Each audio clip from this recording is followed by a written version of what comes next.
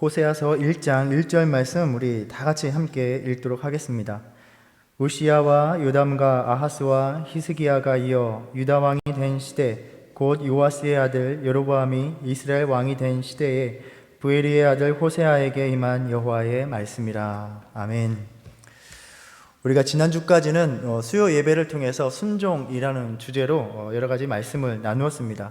오늘부터 10월 첫째 주부터 성경 공부 겸 강해로 소선지서의 말씀들을 하나씩 살펴보려고 합니다. 그러니까 수요 예배를 통해서 우리 목사님들과 이미 성경의 여러 책들을 강해의 말씀을 나눈 줄 압니다.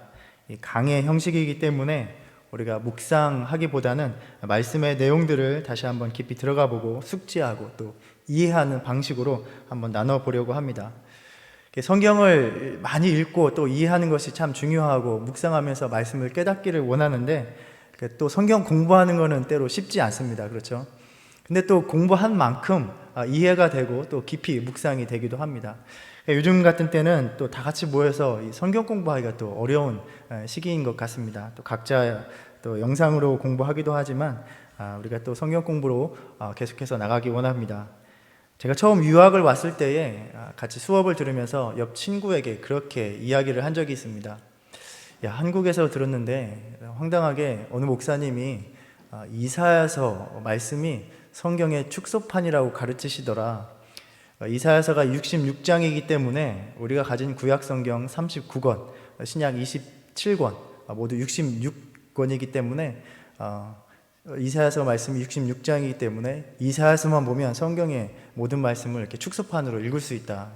그렇게 황당하게 가르친 적이 있다고 이렇게 들었다 했더니 그 외국에 사는 외국 친구가 자기도 교회 목사님이 그렇게 가르친 걸 들었다라고 이렇게 얘기를 합니다. 그래서 우리가 성경 공부를 제대로 했다면 그런 이야기를 하지는 않을 것입니다.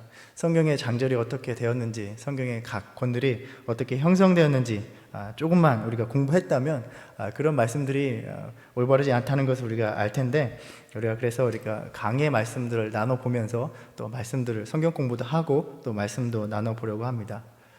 강의라고 해서 시간이 절대 길어지는 건 아닙니다. 너무 걱정하지 않으셔도 됩니다. 그러니까 소선지서 혹은 소예언서의 말씀하면 구약에 속해 있는 그 말씀들입니다. 그래서 이 기회를 통해서 구약의 구조와 짜임새에 대해서 개관을 해보는 것도 좋을 것 같습니다. 그래서 여기에 계신 분들도 계시지만 얼마 전에도 성경 개관, 그 성경 공부를 통해서 우리가 진행하였고 교회 생활 하시면서 성경 공부를 많이 하셨기 때문에 이미 다 들은 내용이시라고 생각을 합니다. 근데 문제는 말씀드리는 것처럼 항상 들었던 기억은 있는데 들은 내용이 기억이 안 난다는 것이 문제죠. 그죠? 저도 이 말씀 분명히 설교한 적이 있는데 내가 뭐 설교를 했지? 기억이 안 날 때가 많이 있습니다. 그럴 때마다 다시 한번 살펴보면 됩니다. 우리가 보면은 구약을 성경으로 가지고 있는 몇 종교적인 전통들이 있습니다. 우리가 잘 아는 유대교, 또 카톨릭, 그리고 개신교가 있습니다.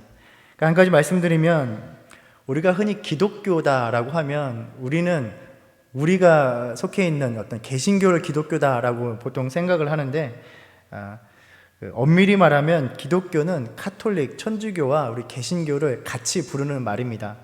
그래서 천주교에 대한 입장 여부를 떠나서 종교적인 개념상의 분류로 이야기하면 기독교 안에서 천주교와 개신교로 나눠지는 것이기 때문에 천주교와 구분해서 이야기할 때는 개신교라고 부르는 것이 정확한 표현이기도 합니다. 우리가 알듯이 구약 성경은 히브리어로 되어 있고 또 원래 유대교가 갖고 있는 정경입니다. 유대교는 신약이 없기 때문에 그냥 성경이라고 하면 우리가 갖고 있는 구약 성경을 말하는 것입니다. 그러니까 후에 기독교가 발생하는 시대는 아시듯이 그리스, 로마 시대, 헬라어를 사용하는 시대였고 문화권이었기 때문에 자연스럽게 히브리어로 된 성경을 헬라어로 번역해서 사용하게 됩니다. 그리고 초대교회가 형성하게 될 때에, 생기기 시작할 때에 히브리어에서 헬라어로 번역한 성경도 사용하였지만 그 위에 원래 헬라어로 기록된 후대에 기록된 책들도 교회 내에서 공동체 내에서 권위 있는 성경으로서 사용되었기 때문에 자연스럽게 유대교가 갖고 있는 성경보다는 더 많은 책들을 경전으로서 성경으로서 활용하고 인용하곤 하였습니다. 그리고 이러한 전통이 중세까지 우리가 잘 알고 있는 카톨릭 시대, 카톨릭에서 구약 성경으로 사용되었고, 그래서 오늘날 카톨릭 천주교의 구약 성경은 유대교가 갖고 있는 성경들보다 몇 권의 책들이 더 많이 있습니다. 각 종교적 전통마다 정확하게 어느 시점에서 우리가 지금부터는 구약 성경을 이 부분만 사용해야겠다 딱 결정되고 사용한 것이 아니기 때문에 오랜 역사를 통해서 오래된 책들은 권위가 오래전부터 인정되었고, 또 점차 후대에 기록된 책들이 공유되고 읽혀지면서 점점 권위 있게 사용되는 그런 흐름을 보여주고 있습니다. 그래서 초대교회 때 시기에 교부들도 나는 이것을 구약 성경으로 인정하지 못하겠다, 나는 인정하겠다, 이런 계속적인 논쟁이 있곤 했습니다. 대체적으로 권위 있게 사용하는 주요 책들 이외에 그 이외의 책들은 범위가 조금 다르게 인정되기도 하였습니다. 그래서 우리가 알듯이 개신교는 종교개혁이 일어나면서 카톨릭, 즉 천주교에서 오직 성경으로라는 기치를 내걸고 원래의 성경으로 돌아가자라는 움직임이 있었습니다.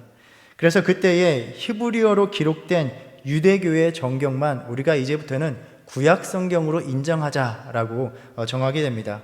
그래서 그 전까지 사용하던 히브리어 성경 이외에 헬라어로 기록되었던 15권의 책들을 외경, 즉 우리 경전 밖에 있는 책들이다라고 책으로 분류하게 됩니다. 개신교는 그렇게 하였고, 이제 카톨릭은 총회였던 1548년 트리엔트 공의회에서 공식적으로 자기들은 그 전까지 사용하던 헬라 성경들도 사용하겠다. 그래서 7권의 더 많은 구약 성경의 목록을 확정하게 됩니다. 책의 분류하기에 따라서는 여러 권을 엮어서 한 권으로 부르기도 하기 때문에 12권으로도 이렇게 생각해 볼 수 있는데, 그래서 현재 천주교에서는 우리 개신교보다 7권의 책들이 구약 성경에 더 있습니다. 그 결과 개신교는 카톨릭에서 이제 개혁된 것이기 때문에 구약 성경의 책의 순서는 그동안 사용하던 카톨릭의 전통, 이 전통이 거슬러 올라가면 들어보셨을 법한 70인역이라는 헬라어 번역본을 따르면서 카톨릭의 천주교의 책의 순서를 따르지만 내용과 범위는 지금 히브리어 성경, 유대인들이 갖고 있는 정경과 그 내용과 범위가 같습니다. 간단히 말해서 구약 안의 책의 순서는 천주교와 같고 내용과 범위에 있어서는 유대교와 같게 됩니다. 그래서 유대인들이 갖고 있는 히브리어 성경, 즉 히브리어 성경하고 오늘날 개신교가 사용하는 구약의 어떤 책의 순서는 다르지만 내용은 거의 같다라고 볼 수 있습니다. 그래서 유대교가 갖고 있는 성경과 이제 기독교, 우리 개신교가 갖고 있는 성경의 내용을 간단히 한번 보면, 파워포인트로 제가 준비했는데요. 보시면 먼저 유대교에 있는 성경을 한번 쭉 봐주시기 바랍니다. 틀린 점이 보이시나요? 이렇게 글씨가 보이시나요? 잘 안 보이시죠? 그래서 제가 말씀드리면 유대교인들이 갖고 있는 총 성경의 권수는 24권입니다. 그 이유 중에 하나가 우리는 이제 소예언서로 분류되는 12권의 작은 예언서 책들이 유대교에서는 하나의 두루마리로 읽혔습니다. 그래서 한 권의 책으로 분류가 됩니다. 그리고 또 하나의 특징이 우리는 예언서의 말씀이 맨 성경의 마지막에 있는데 유대교의 성경에서는 그 역대기서가 맨 마지막 책으로 나와 있습니다. 그리고 우리는 욥기 시편의 순서로 되어 있는데 유대교에서는 시편이 먼저 나옵니다. 시편, 욥기 순서로 나옵니다.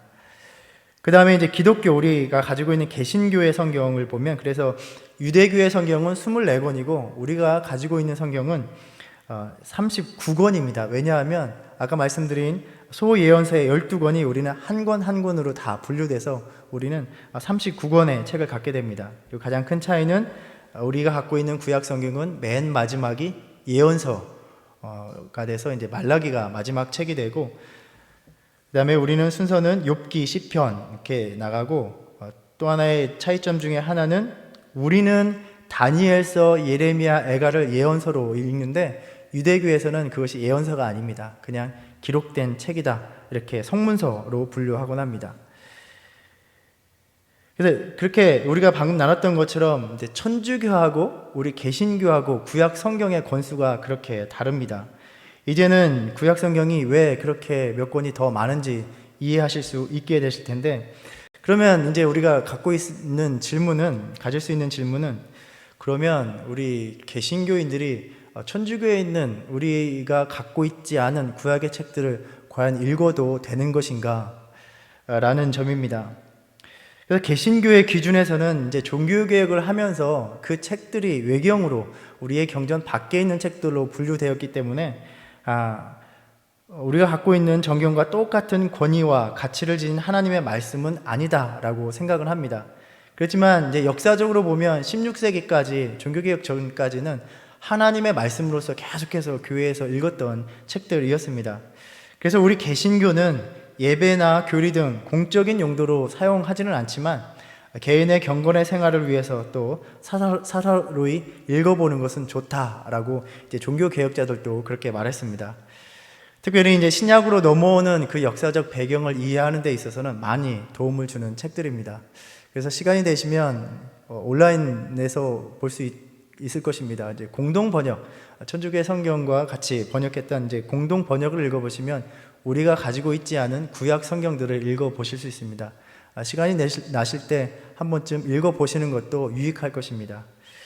문제는 우리 성경도 많이 안 읽는데 언제 또 찾아서, 저도 많이 읽어보지는 않았는데 읽어보시면 좀 유익이 있을 것이라 생각합니다. 이것이 이제 구약 성경의 여러 가지 유대교, 천주교, 우리 개신교에 갖고 있는 각기 다른 전통이고, 이제 유대교의 성경과 개신교의 구약 성경만을 놓고 보면 언급한 것처럼 성경을 분류하는 그러한 체계가 좀 다릅니다. 유대교의 성경은 우리가 잘 알고 있는 맨 먼저 5권 나오는 모세오경, 토라가 있고, 그 다음에 예언서, 그리고 나머지는 문서들, 기록된 책들이라는 의미로 케투빔 해서 각각의 히브리어 알파벳을 따라서 히브리어 성경은 타나크라고 부릅니다. 한 번쯤 들어보셨을 것입니다.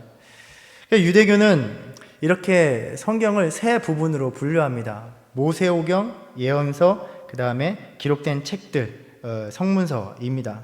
그러니까 유대교가 이러한 성경을 분류하는 여러 가지 이제 원리 또는 원칙이 있는데, 그 중에 가장 중심적인 개념이 바로 토라입니다. 하나님의 말씀입니다.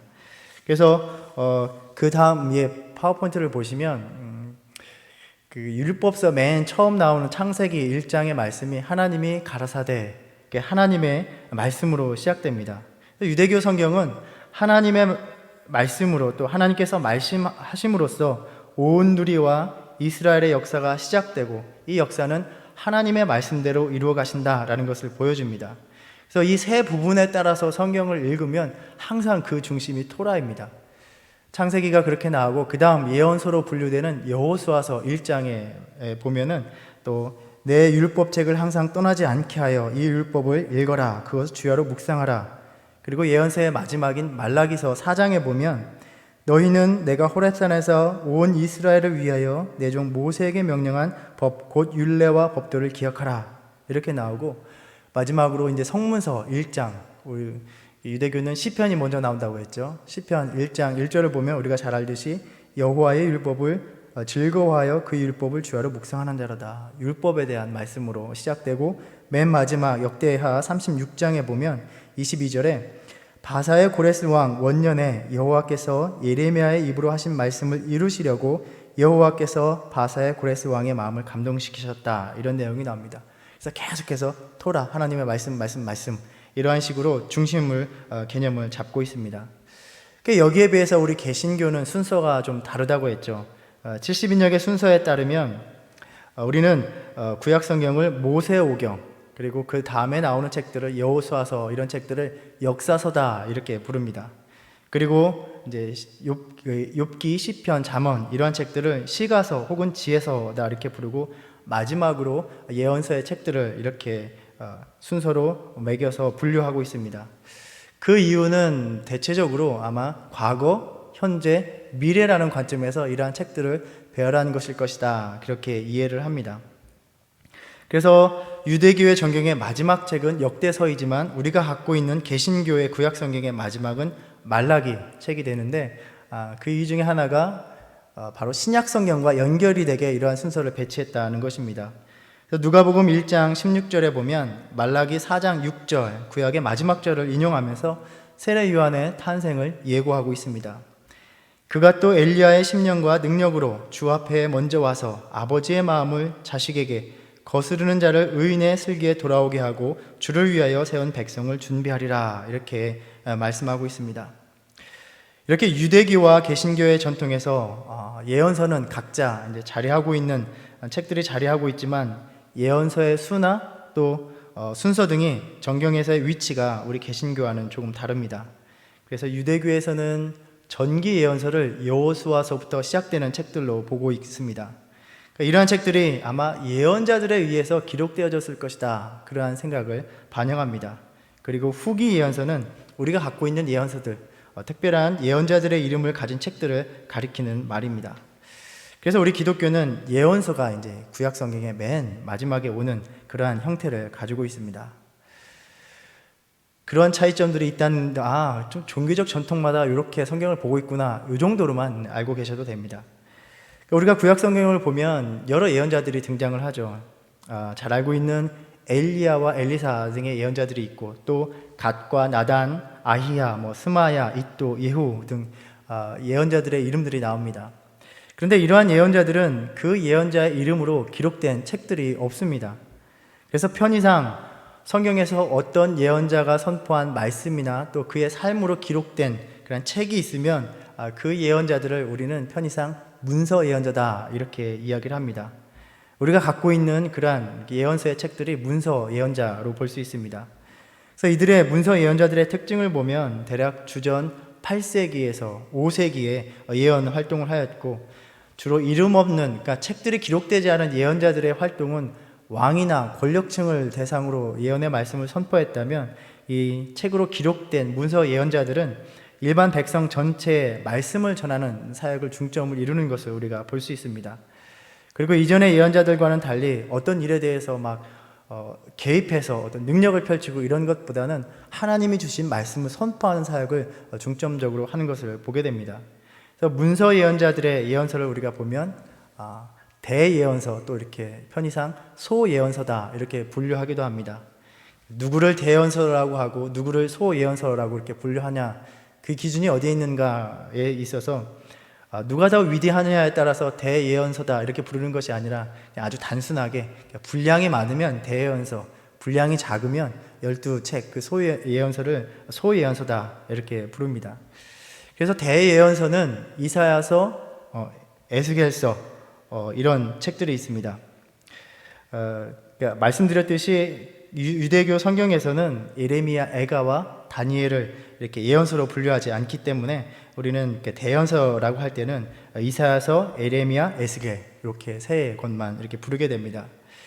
그리고 우리가 알고 있는 이제 소예언서는 최종적으로 12권인데 왜 소예언서다 이렇게 부르냐 하면 라틴어 성경인 불가타에서 이름 붙인 것을 우리가 그대로 따서 쓰기 때문입니다. 우리가 갖고 있는 성경에서 보면 호세아서에서 말라기에 이르는 것이죠. 그러면 왜 호세아서부터 이렇게 말라기까지 이렇게 책의 순서를 배열했을까라고 물을 수 있는데, 이제 개괄적으로 보면 아마도 연대기 순서에 따라서 8세기, 7세기, 6세기의 순서로 그 예언자들의 어떤 예언서를 배열한 것이다, 이렇게 보고 있습니다. 개괄적으로 보면 8세기의 예언서들은 호세아, 요엘, 아모스, 오바댜, 요나, 미가 이런 책들로 보여지고, 7세기는 나훔, 하박국, 스바냐, 그리고 포로기를 지나는 6세기는 학개, 스가랴, 말라기 등으로 된 것입니다. 그래서 왜 12예언서들이 이러한 순서로 배열됐을까라고 이야기할 때 이것은 연대상으로 분류된 것이다, 이렇게 생각하셔도 되겠습니다. 자, 여기까지가 구약 전체에서 예언서, 그리고 예언서 중에서 소예언서로 들어가는 개관입니다. 우리가 앞으로 오늘은 이제 이러한 개관들을 좀 살펴보고 앞으로는 예언서 하나의 말씀들을 살펴보게 될 텐데, 그 첫 번째로 우리가 가지고 있는 호세아서입니다. 우리가 방금 호세아서 1장 1절을 읽었는데 보면은 남쪽 유다의 왕들은 우시야, 요담, 아하스, 히스기야가 다스리고 있었고, 북쪽에서는 요아스의 아들 여로보암이 다스리던 때에 부엘리의 아들 호세아에게 임한 말씀이다, 이렇게 전하고 있습니다. 제가 앞에서 처음에 나오는 그 예언서들이 8세기의 예언자들의 활동을 기록한 것이다 말씀드렸는데, 각각의 그러한 예언서들의 표제어 1장 1절의 말씀들을 살펴보면 이러한 왕들이 언급되는 것을 알 수 있고, 그래서 우리는 그들이 8세기에 활동한 예언자들이구나 라는 것을 알 수 있습니다. 아모스서 1장 1절을 보면 유다 왕 우시아의 시대 곧 이스라엘 왕 요아스의 아들 여로보암 시대 지진 전 2년에 드고와 목자 중 아모스가 이스라엘에 대하여 이상으로 받은 말씀이라 이렇게 언급합니다. 그리고 요나서 1장 1절을 보면 여호와의 말씀이 아미떼의 아들 요나에게 임하니라 이르시되라고 이렇게 시작되는데, 열왕기하 14장 25절을 보면 이스라엘의 하나님 여호와께서 그의 종 가드헤벨 아미떼의 아들 선지자 요나를 통하여 하신 말씀과 같이 여로보암이 이스라엘 영토를 회복하되 이렇게 시작되고 있습니다. 그래서 요나가 8세기 여로보암 왕 시대에 활동했었구나 라는 것을 우리는 연대를 이제 추정하게 됩니다. 그리고 미가서 1장 1절 말씀 보면 유다의 왕들 요담과 아하스와 히스기야 시대에 모레셋 사람 미가에게 임한 여호와의 말씀 곧 사마리아와 예루살렘에 관한 묵시다 라고 이렇게 시작되고 있습니다. 그러니까 왕들의 언급을 통해 볼 때에 이들이 거의 동시대에 8세기에 활동했구나 라는 것을 우리는 알게 됩니다. 그래서 이제 호세아가 8세기 때 이제 예언 활동을 했는데, 역사적인 배경을 보면 방금 언급했었던 우시아와 여로보암이 다스리던 당시 8세기의 국제 정세는 상대적으로 평온한 시기였습니다. 이 성경을 읽어보면 유다와 북이스라엘을 괴롭히던 그 북쪽에 다메섹 아람과 아수르 이런 나라들이 있었는데, 그 당시에는 그 나라들이 좀 세력이 약해져서 팔레스타인에 신경을 쓸 여력이 없을 때였습니다. 그래서 이 평온한 때를 기해서 남유다와 북이스라엘의 왕들은 주변의 영토를 회복하고 확장해 나갈 수 있었습니다. 그리고 당시에 우시아와 여로보암은 그 팔레스타인의 권력의 구심점을 형성하면서 협력을 하기도 했습니다. 그러니까 한마디로 정치적인 또 군사적인 안정과 경제적인 번영을 누리던 시기입니다. 그러니까 소위 남북이 아주 잘 나가던 때입니다. 그래서 언급되는 두 왕에 대해서만 잠깐 보면 남유다가 다스리던 때는 그 왕은 유다의 우시야 왕이었습니다. 이 우시야 왕은 16살 때에 왕위에 올라서서 52년간 상당히 오랜 기간을 통치했던 왕입니다. 우시야 왕 한 번씩 다 들어보셨죠? 열왕기하 15장에서는 이 왕의 이름이 아사랴라는 이름으로도 나오기도 합니다. 우시야라는 이름은 여호와는 나의 강함이시다 라는 의미가 있고, 아사랴는 여호와께서 도우셨다 라는 의미가 있습니다. 그래서 이 왕의 이름을 우시야라고 이름할 때는 그 당시에 있었던 아사랴라는 제사장, 똑같은 이름이죠. 그 제사장의 이름과 혼동을 피하기 위해서 우시야라는 이름을 사용되는 것으로 보이는데, 아마도 하나의 이름은 개인적으로 사용되던 이름이었고 하나는 왕의 즉위식에 사용되었던 이름이었을 것이다 라고 생각을 합니다. 어찌됐든 오랜 기간 52년 동안 통치했다는 것은 그만큼 안정을 누리던 시기였다는 것을 볼 수 있습니다. 이 우시야 왕은 할아버지 요아스나 아버지 아마샤와 같이 원래 시작은 하나님 앞에서 정직하게 행하였습니다. 그런데 후에 불순종으로 돌아서서 벌을 받는 왕이 되게 됩니다. 한 가지 사건이 역대하 26장에서 서술되고 있는데 아마 기억나실 것입니다. 16절에 의하면 그가 강성하여짐에 그의 마음이 교만하여 악을 행하여 그의 하나님 여호와께 범죄하되 곧 여호와의 성전에 들어가서 향단에 분향하려 한지라 라고 말을 합니다. 그러니까 자기가 왕으로서 되게 태평성대를 누리니까 교만해져서 제사장이 행하던 일을 행하려고 한 것입니다. 주제넘게 제사장이 행하던 그 분향하던 일을 하려고 합니다. 그래서 그 당시에 제사장이었던 아사랴가 제사장 80명을 데리고 그 왕의 뒤를 쭉 따라갑니다. 따라가면서 왕에게 말을 합니다. 여호와께 분향하는 일은 왕이 할 바가 아니요 오직 분향하기 위하여 구별함을 받은 아론의 자손 제사장이 할 일이니 성소에서 나가소서. 왕에게 담대하게 이렇게 이야기를 합니다. 과연 우시아가 그 말을 들었겠습니까? 지금 이미 교만해져서 이성을 잃은 상태입니다. 19절 말씀과 같이 자신이 손으로 향로를 잡고 분향하려 하다가 이제 성소에서 나가소서라는 말을 하니까 그 말을 듣고 화를 내었다라고 합니다.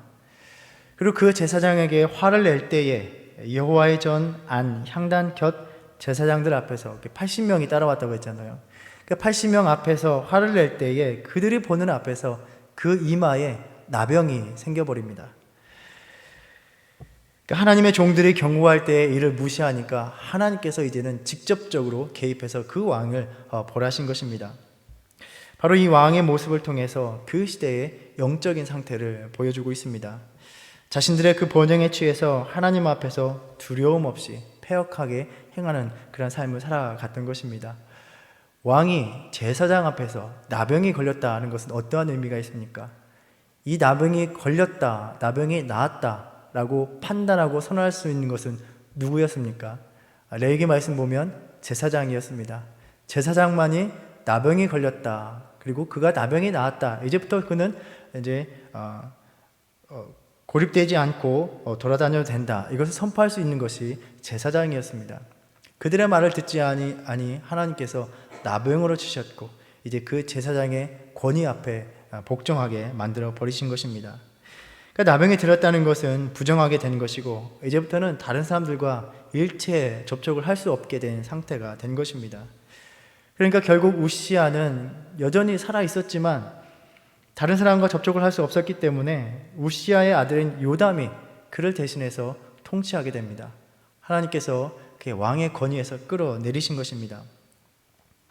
아까 살짝 지나갔는데 이 우시아 왕을 언급하는 또 다른 예언자의 이름을 기억이 나십니까? 대예언자, 대예언서 이사야입니다. 바로 이사야가 하나님의 소명을 받을 때가 우시아가 죽던 해입니다. 이사야서 6장 1절을 보면 우시아 왕이 죽던 해에 이사야는 그렇게 왕이신 하나님께서 높이 들린 보좌에 앉아 계신 것을 보게 됩니다. 우리가 잘 아는 말씀이죠. 각기 6날개가 있는 스랍들이 외치기를 거룩하다 거룩하다 거룩하다 만군의 여호와여, 그의 영광이 온 땅에 충만하다 하도다 하고 외치는 것을 듣게 됩니다. 그 놀라운 인간의 치적을 자랑하는 그 왕이 죽을 때에 이사야는 보좌에 앉아 계신 진정한 왕, 신적인 왕 하나님을 목격하는 것이 의미심장합니다. 그리고 또 북이스라엘에서는 여로보암 왕이 다스리고 있었는데 방금 나눈 우시아의 아버지 아마샤 왕 때에 여로보암은 북이스라엘에서 왕위에 올라서 41년간을 통치합니다.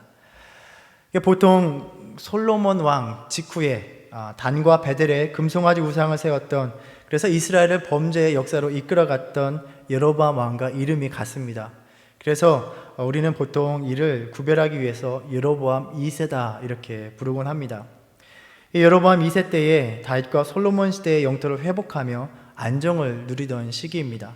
앞에서 본 것처럼 요나도 이 왕 때에 활동했던 것으로 보입니다. 물론 요나는 북이스라엘에서 활동한 것은 아니고 하나님의 부르심을 받아서 니느웨에 가서 하나님의 말씀을 선포했었습니다.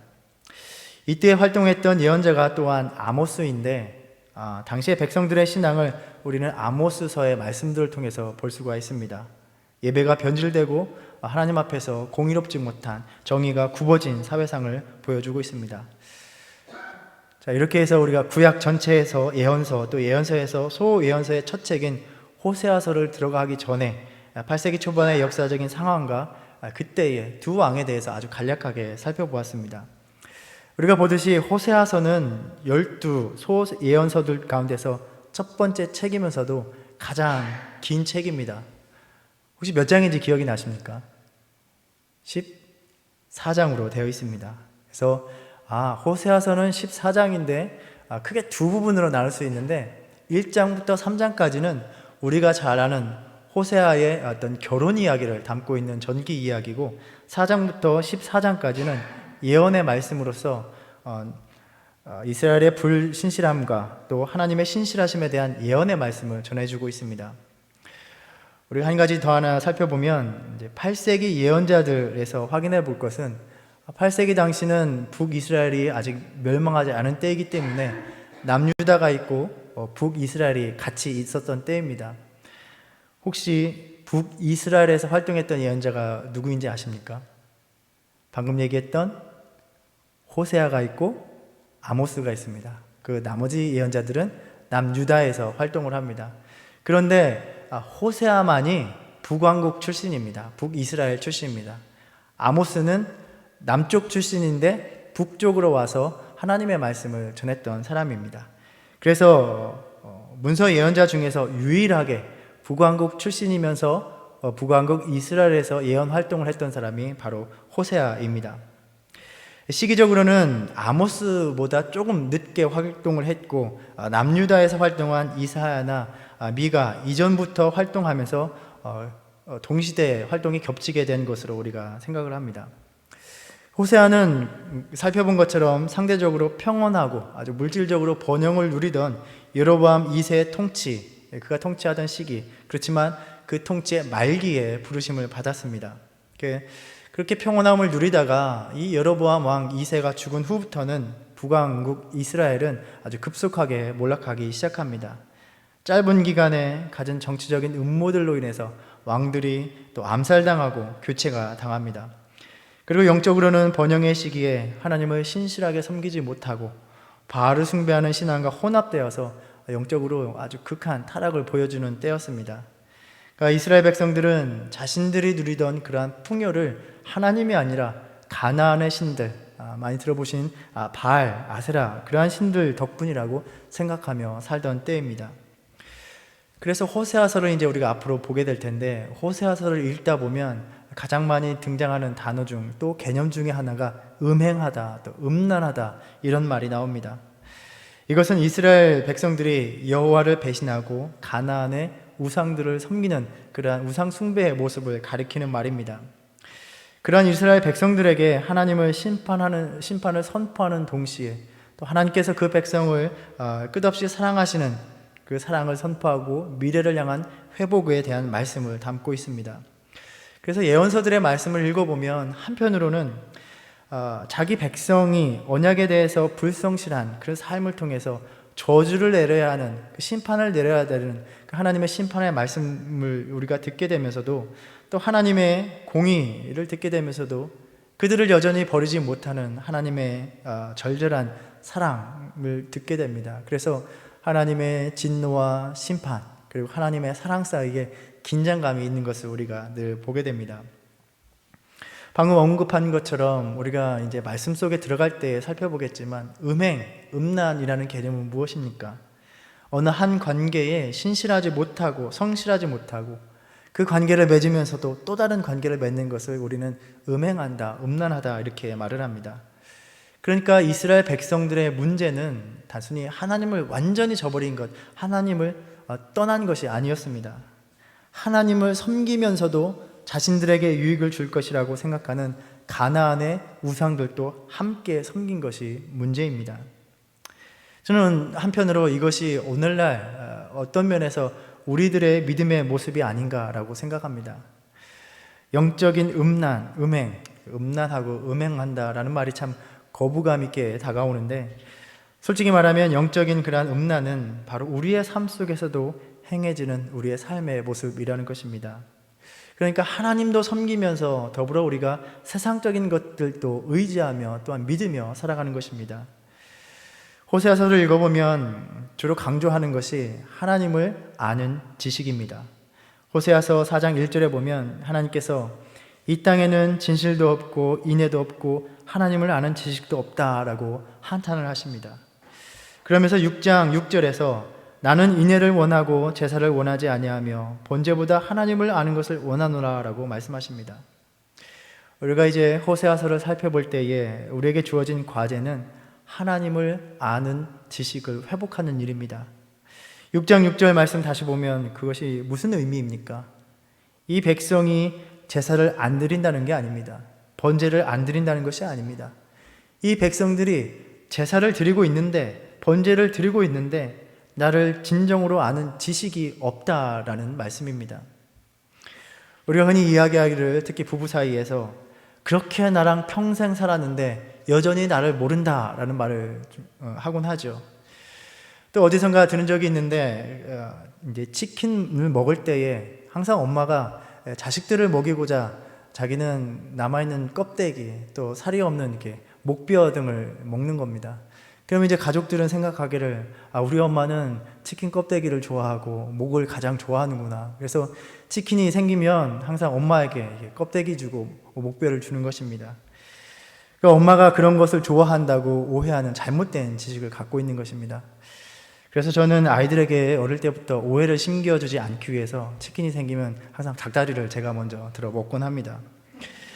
그러니까 우리가 평생 신앙생활을 했는데 하나님, 나 열심히 하나님 예배하지 않았습니까? 주님께 늘 예물을 드리지 않았습니까? 주님 앞에 직분을 받고 하나님을 섬기지 않았습니까? 라고 우리는 생각하고 있는데 하나님께서는 야, 너는 아직도 나를 모르고 있구나, 그런 말씀을 하실 수도 있다는 것입니다.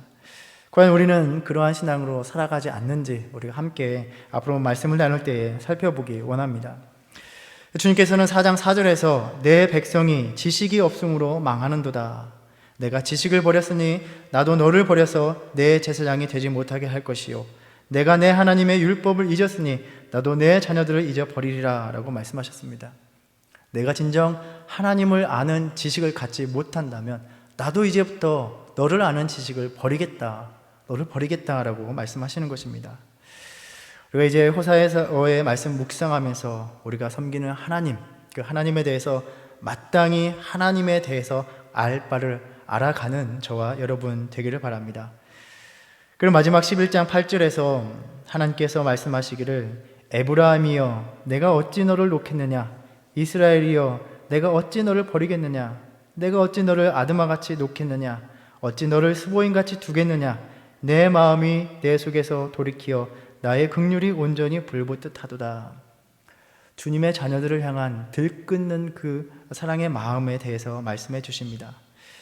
이제 앞으로 우리가 말씀 살펴볼 때에 하나님을 참되게 아는 것, 주님에 대한 지식을 회복하고 또 이 하나님의 들끓는 사랑, 하나님의 깊은 사랑을 깨달아서 온전히 서가는 저와 여러분 되기를 바랍니다. 오늘 개관을 이렇게 마치고 다음 주부터 우리 말씀으로 들어가서 함께 나눠보도록 하겠습니다. 기도하겠습니다. 사랑의 하나님, 이제 소예언지서를 묵상하면서 다시 우리의 신앙을 바로 세우기를 원합니다. 하나님을 아는 올바른 지식을 회복하여 우리의 믿음 생활이 주님께서 싫어하시는 그저 성전 마당만 유란하게 밟는 삶이 아니라 우리의 예배가, 섬김이, 온 삶으로 바치는 예물이 진정으로 주님을 기쁘게 하는 삶이 되게 하여 주시옵소서. 예수님의 이름으로 기도드립니다. 아멘.